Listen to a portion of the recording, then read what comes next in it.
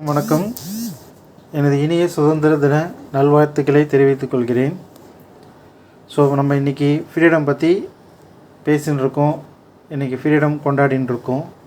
But உண்மையாலுமே நம்மளோட inner freedom நம்ம வாங்கியிருக்கோமா அப்படின்னு நீங்கள் யோசித்து பார்த்தீங்கன்னா உங்களுக்கு தெரியும். நம்மளோட மைண்டுக்கிட்டேருந்து நம்ம ஃப்ரீடமாக இருக்கோமா? நம்மளால் ஃப்ரீடமாக நம்மளால் வாழ முடியுதா அப்படின்னு யோசிச்சிங்கன்னா இன்னும் நம்ம மைண்டுக்கிட்ட ஸ்லேவாக தான் இருக்கும். ஆமாவா இல்லையா? யோசிச்சு பாருங்கள். நமக்கு தெரியும் நம்ம மைண்டுக்கிட்ட நம்ம நிறைய தடங்கள் வச்சுருக்கோம். நிறைய அப்ஸ்ட்ராக்டல்ஸ் நம்மக்கிட்ட இருக்குது. அதுலேருந்து நம்ம வெளியே வரவே இல்லை. அதுலேருந்து வெளியே வந்தால் தான் நம்மளால் லைஃப்பில் ஜெயிக்கவே முடியும். ஆனால் இன்றைக்கும் நாம் நமக்குள்ளேயே நம்மளை அதை தடுத்துன்னு இருக்கோம். என்னென்ன அப்ஸ்டக்கிள்ஸ்லாம் நம்ம மைண்டுக்குள்ளே நம்ம வச்சுட்டுருக்கோம் பார்த்திங்கன்னா, ஃபியர் ஆஃப் ஃபெயிலியர், தோற்றுருமோ அப்படின்ற பயம். அதனால் நம்ம எதுக்குமே புதுசாகவே முயற்சி செய்கிறதே கிடையாது. இந்த பயம் நம்மளை எந்த வேலையும் செய்ய விடாமல் நம்மளோட வளர்ச்சியை தடுத்து நிறுத்தின்னு இருக்குது. இரண்டாவது செல்ஃப் டவுட். நம்ம மேலேயே நமக்கு நம்பிக்கை இல்லை. நம்மளை நாமளே சந்தேகப்பட்டுருக்கிறது. என்னால் அது முடியுமா, என்னால் அது முடியுமான்ட்டு. அதனாலே நம்ம எந்த ஒரு புது காரியத்தையும் செய்கிறதுக்கு தயங்கின்னு இருக்கோம். அடுத்தது விஷயங்களை தள்ளி போடுறது. இந்த செல்ஃப் டவுட்னாலே நம்ம கிடைக்கிற வாய்ப்புகளையும் நம்ம பயன்படுத்துறதும் கிடையாது. எந்த வேலை கொடுத்தாலும் நம்ம என்ன பண்ணிட்டுருக்கோம், தள்ளி போட்டுக்கிட்டே இருக்கிறோம். அப்புறம் நமக்கு நாமே பேசும்போது நெகட்டிவாகவே பேசுகிறது. இந்த நெகட்டிவ் செல்ஃப் டாக்குன்னு சொல்லுவாங்க.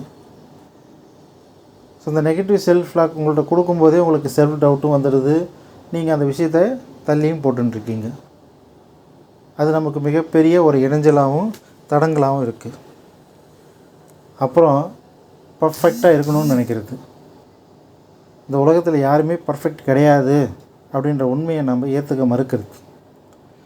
100% இந்த உலகத்தில் யாராலையும் பர்ஃபெக்டாக இருக்க முடியாது. ஸோ இந்த பர்ஃபெக்டாக இருக்கிறதுனால, பர்ஃபெக்டாக இருக்கணும்னு நினைக்கிறதுனாலே நம்ம தேவையில்லாமல் நிறைய பிரச்சனைகளையும் ஸ்ட்ரெஸ்ஸையும் நமக்குள்ளே கொண்டு வந்துடுறோம். நிறைய டிஸ்ட்ராக்ஷன். இன்றைக்கி டெக்னாலஜி வளர வளர நமக்கு டிஸ்ட்ராக்ஷன் ரொம்ப அதிகமாகி போச்சு. அதனால் நம்மளால் நம்ம மைண்டை மேனேஜ் பண்ண முடியாமல் இன்றைக்கி நம்ம கஷ்டப்பட்டுருக்கோம். இன்னும் மிகப்பெரிய ஒரு அப்ஸ்டக்கிள்ஸ் என்னன்னு பார்த்திங்கன்னா, கம்பேர் பண்ணுறது. நம்ம மற்றவங்க கூட கம்பேர் பண்ணி நம்மளோட கவலைகளை நம்ம ரொம்ப அதிகமாகிக்கிட்டு இருக்கோம். இதை எல்லாமே நான் சொன்ன இந்த அப்ஸ்டக்கிள்ஸ் எல்லாத்தையும் பார்த்திங்கன்னா நம்ம மைண்டுக்கிட்ட நம்ம ஸ்லேவாக தான் இருந்துட்டுருக்கோம். எப்போ நம்ம லைஃப்பில் சக்ஸஸ்ஃபுல்லாக வாழணும், சக்ஸஸ் அடையணும்னா நாம் முதல்ல நம்ம மைண்டுக்கிட்டேருந்து ஃப்ரீடம் வாங்கணும். அந்த மைண்டுக்கிட்டேருந்து நம்ம ஃப்ரீடம் வாங்கணுன்னா என்னென்னலாம் பண்ணணும்? இப்போ நான் சொன்ன அந்த எல்லா அப்ஸ்ட்ரக்ஸ்லையும் இருந்து நம்ம கடந்து வெளியே வரணும். ஒரு மிஸ்டேக்ஸ் பண்ணுறீங்கன்னா அதுக்கு ஒரு லேர்னிங் ஆப்பர்ச்சுனிட்டி இருக்குது அப்படின்றத நம்ம நம்பணும். நமக்குள்ளே க்ரோத் மைண்ட் செட்டை நம்ம வளர்த்துக்கணும். நம்மளை நாமே முதல்ல லவ் பண்ண ஆரம்பிக்கணும். லவ் யுவர் செல்ஃப்னுவாங்க. Self love. முதல்ல உங்கள் மேலே உங்களுக்கு நம்பிக்கை வைக்கணும். உங்களை நீங்கள் பார்த்துக்கணும். Self care. எப்பயுமே நம்ம ப்ராக்ரஸை தான் நோட் பண்ணணும். நாம் என்ன பண்ணிட்டுருக்கோம், இன்றைக்கி என்ன செஞ்சோம், நாளைக்கு என்ன செய்கிறோம், அடுத்த ப்ராக்ரஸ் என்ன அப்படின்றத பற்றி தான் நம்ம யோசிக்கணுமே தவிர முடிவை பற்றி நம்ம யோசிச்சுட்டு இருக்கக்கூடாது. நம்ம முடிவை பற்றி யோசிச்சுன்னு இருந்தீங்கன்னா நம்மளால் அடுத்த கட்டத்தை நோக்கி நகர முடியாது.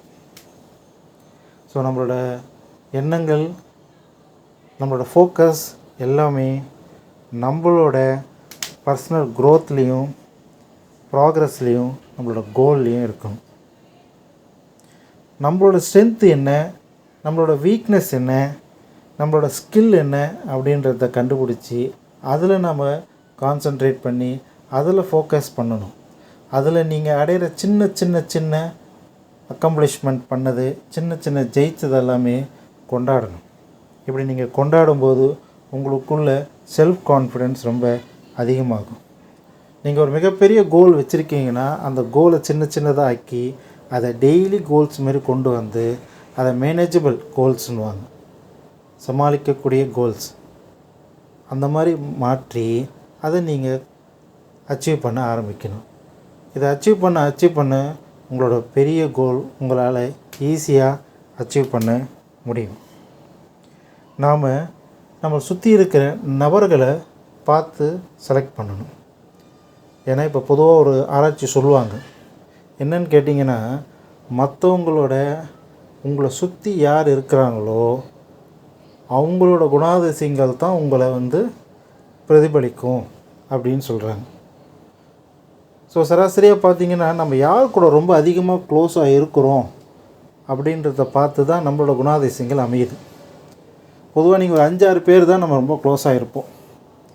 ஸோ அந்த 5-6 பேரோட குணங்கள், கேரக்டர், பிஹேவியர், தாட்ஸ் எல்லாமே சேர்ந்த ஒரு ஆவரேஜ் கலவை தான் நீங்கள்.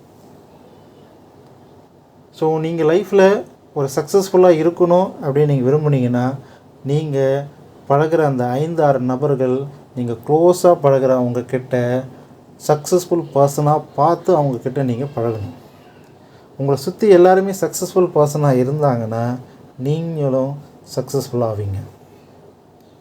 If you want to be a positive person, நீங்கள் நேர்மையான நபராக இருக்க விரும்புகிறீங்கன்னா, அப்போ உங்களை சுற்றி நேர்மையான நபர்கள்கிட்ட பழக ஆரம்பிங்க.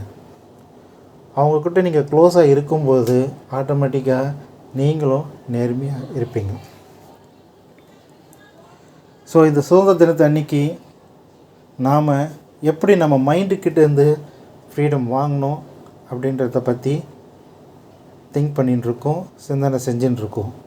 கொஞ்சம் கொஞ்சமாக உங்கள் மைண்டுக்கிட்டேருந்து ஃப்ரீடம் வாங்க பாருங்கள். Practice mindfulness exercise, practice meditation, practice self awareness, patience, இது எல்லாமே உங்களுக்குள்ளே கொண்டு வந்தீங்கன்னா கொஞ்சம் கொஞ்சமாக நீங்களும் நம்ம மைண்டுகிட்டேருந்து ஃப்ரீடம் கிடைத்து பீஸ்ஃபுல்லான லைஃப்பை வாழ்வீங்க. வாழ்க வளமுடன். நன்றி, வணக்கம்.